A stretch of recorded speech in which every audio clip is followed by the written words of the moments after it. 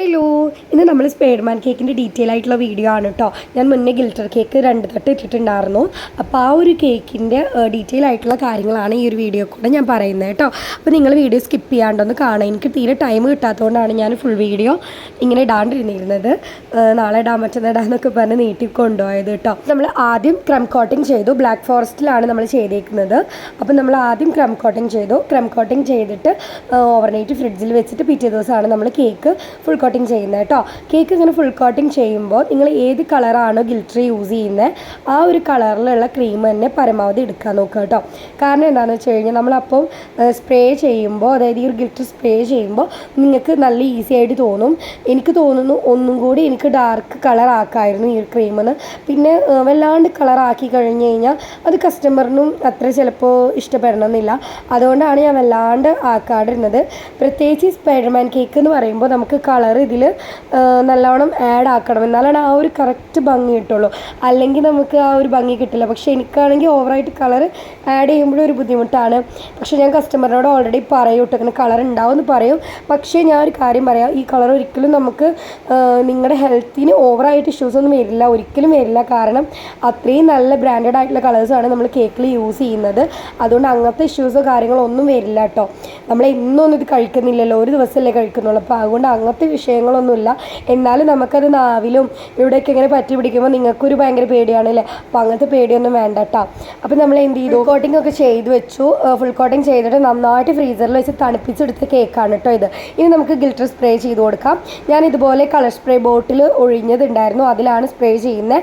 അതായത് നിങ്ങൾക്ക് manual air ബ്രഷോ normal air ബ്രഷോ ഒന്നിൻ്റെ ആവശ്യമില്ല. ഇതുപോലെ സ്പ്രേ ബോട്ടിൽ ഉണ്ടെങ്കിൽ അടിപൊളിയായിട്ട് ഗിൽറ്റർ കേക്ക് ചെയ്യാം കേട്ടോ. സൂപ്പറായിട്ട് നിങ്ങൾക്ക് ചെയ്യാൻ പറ്റും. കാരണം എന്താണെന്ന് വെച്ച് കഴിഞ്ഞാൽ മറ്റേത് രണ്ടാകുമ്പോൾ എയർ ബ്രഷിന് ഒരുപാട് എമൗണ്ട് നമ്മൾ ഇറക്കണം. എനിക്ക് തോന്നുന്നു 5000-ൻ്റെ അടുത്ത് എങ്ങാണ്ടുണ്ട്. മാനുവൽ ആണെങ്കിൽ റേറ്റ് കുറവാണ്, പക്ഷേ ഇതേ സെയിം എഫക്റ്റാണ്. ഒരു 300 എങ്ങാണ്ടാണ് ആ ഒരു സാധനം മാനുവലിന് വരുന്നത്. പക്ഷേ എനിക്ക് തോന്നുന്നു ഇത് രണ്ടും സെയിം എഫക്റ്റ് തന്നെയാണ്. മറ്റേത് ഒന്നും കൂടി പണിയായിട്ട് എനിക്ക് തോന്നുന്നത്, ഇതിനേക്കാട്ടിലും ഒന്നുകൂടി പണിയായിട്ട് എനിക്ക് അത് തോന്നുന്നത് കേട്ടോ.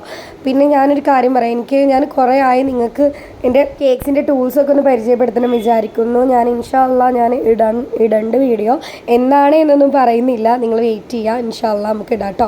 അപ്പോൾ നമ്മൾ ഫസ്റ്റ് സൈഡിൽ ഫുള്ള് കോട്ടിങ് കഴിഞ്ഞിട്ടുണ്ട്. ഇനി നമുക്ക് മുകളിലും കൂടി ബ്രഷ് ചെയ്ത് കൊടുക്കാം. മുകളിൽ ഓവറായിട്ട് ഞാൻ ചെയ്യുന്നില്ല കേട്ടോ. കാരണം എന്താണെന്ന് വെച്ച് കഴിഞ്ഞാൽ മുകളിൽ നമുക്ക് 2 ടയർ അല്ലേ, അപ്പോൾ ഇതിൻ്റെ ആവശ്യമില്ല. അപ്പോൾ നമ്മൾ ഫുള്ളിങ്ങനെ എത്താത്ത കുറച്ച് ചില പോയിൻറ്റ്സ് ഉണ്ടാവും, അവിടേക്ക് ഞാൻ ആക്കി കൊടുത്തിട്ടുണ്ട്. പിന്നെ ഗായ്സ് എനിക്ക് കാര്യം പറയാനുള്ള എന്താണെന്ന് വെച്ച് കഴിഞ്ഞാൽ എയർ ബ്രഷ് ആകുമ്പോൾ കറക്റ്റ് പോയിന്റിൽ എത്തുട്ടോ. അങ്ങനെ ഒരു ഇതുണ്ട് എയർ ബ്രഷിന്.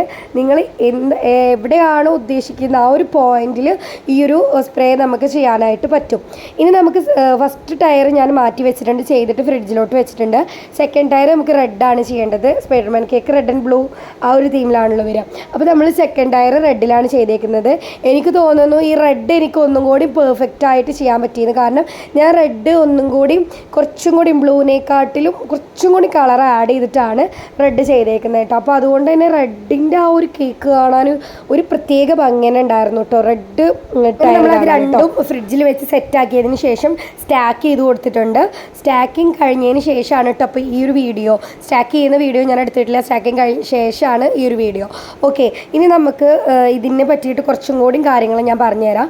ഈ ഒരു കേക്ക് ഉണ്ടല്ലോ നമ്മുടെ, അതായത് ഈ ഒരു കേക്ക് നമുക്ക് ഓവർനൈറ്റ് ഫ്രിഡ്ജിൽ വെച്ചാലൊന്നും ഒരു പ്രശ്നമല്ല.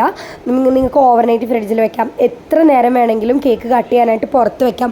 ഫോണ്ടൻറ്റിൻ്റെ പോലുള്ള ഇഷ്യൂസ് ഒന്നും വരില്ല കേട്ടോ. ഫോണ്ടൻറ്റ് എന്ന് പറഞ്ഞു കഴിഞ്ഞാൽ നമുക്ക് ഫ്രിഡ്ജിൽ ഇത്ര സമയം വെക്കാൻ പാടുള്ളൂ എന്നുണ്ട്. അതുപോലെ തന്നെ പുറത്ത് കേക്ക് കട്ട് ചെയ്യാനായിട്ട് പുറത്ത് വെക്കുമ്പോൾ ഒരു അരമണിക്കൂറിനിടയിൽ, മാക്സിമം പോയ 1 മണിക്കൂർ, അതിൻ്റെ ഉള്ളിൽ നിങ്ങൾ കേക്ക് കട്ട് ചെയ്യണം. പുറത്ത് വെക്കാനൊന്നും പാടില്ല. അത് പ്രത്യേകിച്ച് നമ്മളെ ക്ലൈമറ്റിൻ്റെ അതുപോലെ ഇരിക്കും നമ്മുടെ ഫോണ്ടൻറ്റിൻ്റെ വർക്ക്സ്. എനിക്ക് പേഴ്സണലി ഫോണ്ടൻറ്റ് വർക്ക്സിനോട് ഭയങ്കര താല്പര്യം കുറവാണ് കേട്ടോ. കാരണം അത് ഒന്നാമത് കഴിക്കാനും ടേസ്റ്റ് കുറവായിരിക്കും. നമ്മുടെ നോർമൽ ഈ ഒരു കേക്കിനൊന്നും ടേസ്റ്റിലൊന്നും ഒരു ഡിഫറൻസും വരില്ല.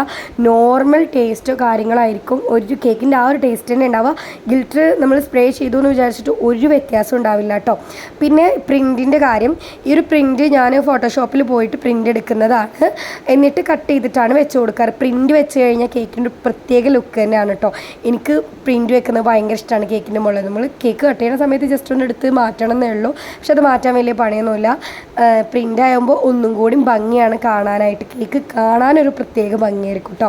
അപ്പോൾ ഇതൊക്കെയാണ് ഇന്നത്തെ കേക്കിൻ്റെ വിശേഷങ്ങൾ കേട്ടോ. പിന്നെ ഞാൻ ലാസ്റ്റ് ടയറാക്കിയതിന് ശേഷം സൈഡിൽ കൂടെ വരാത്തോടത്ത് കൂടെ ഒക്കെ ഒന്ന് സ്പ്രേ അടിച്ച് കൊടുത്തിട്ടുണ്ടായിരുന്നു. അങ്ങനെയെല്ലാം കഴിഞ്ഞതിന് ശേഷം നമ്മൾ കേക്കിൻ്റെ ഡെലിവറി കഴിഞ്ഞിട്ടുണ്ട്.